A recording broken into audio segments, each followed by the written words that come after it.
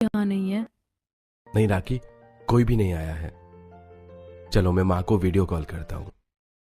Hello माँ।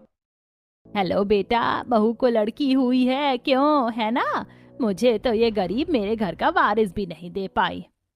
माँ इस तरह की बातें मत करो। अच्छा, अपनी पोती को देखोगी नहीं आप? लो अपनी बहू से बात कर लो। नहीं, बिल्कुल भी नहीं, मुझे नहीं देखना, ना तेरी बेटी को और ना ही तेरी पत्नी को। मुझे एक पोता चाहिए था, पोती नहीं।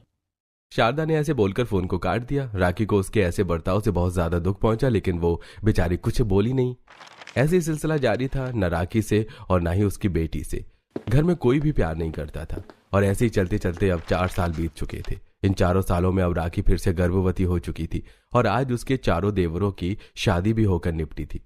राखी की 4 देवरानियां उसकी सास की पसंद की और अमीर घरों की लड़कियां थीं और उसकी 4 देवरानियों का अभी गृह प्रवेश हो रहा था। राखी ने उन सभी की आरती की और फिर उसने उनके आगे कलश रख दिए। चलो, अब तुम इस कलश को गिराकर घर के अंदर आ जाओ। राखी ने गर्भवती होते हुए भी अपनी सभी जिम्मेदारियों को अच्छे से संभाला। उसकी देवरानियां घर के अंदर आ गईं, जिसके बाद सारे घर को समेटने के बाद ही राखी अपने कमरे में गई। अब राखी की देवरानियों को घर में आए हुए 1 हफ्ता गुजर चुका था। उनकी सभी रस्में भी पूरी हो चुकी थी और ऐसे आज के दिन राखी रसोई में अकेले बर्तन धो रही थी। हे भगवान, चलो अच्छा है, ये बर्तन तो बस धुलने को ही आ रहे हैं। मुझे खाना बनाना और रसोई को समेटकर कपड़े भी धोने हैं। अब तो मेरी देवरानियां भी आ चुकी हैं, लेकिन मैं उनसे किसी भी काम को बोल नहीं सकती, क्योंकि वो भी माँ जी की तरह ही अमीर घरों से हैं। मैं उनसे किसी काम को नहीं बोल सकती हूँ, बेकार घर में कलेश हो। क्यों होगी घर में कलेश भाभी? आप हमारी जेठानी हो, गर्भवती हो, अगर आप हमसे किसी काम को कहेंगी तो हम क्या आपसे लड़ाई करेंगे? बोलिए। अरे नहीं नहीं, वो भाभी चलो जाओ, बहुत कर लिया आपने काम, और 1 हफ्ते इस घर के तौर तरीके देखकर हम भी समझ गए हैं कि आप लोगों को क्या चाहिए। हम बहुएं, आपकी देवरानियां सारे काम कर लेंगी। अब आप जाओ और आराम से जाकर बैठ जाओ।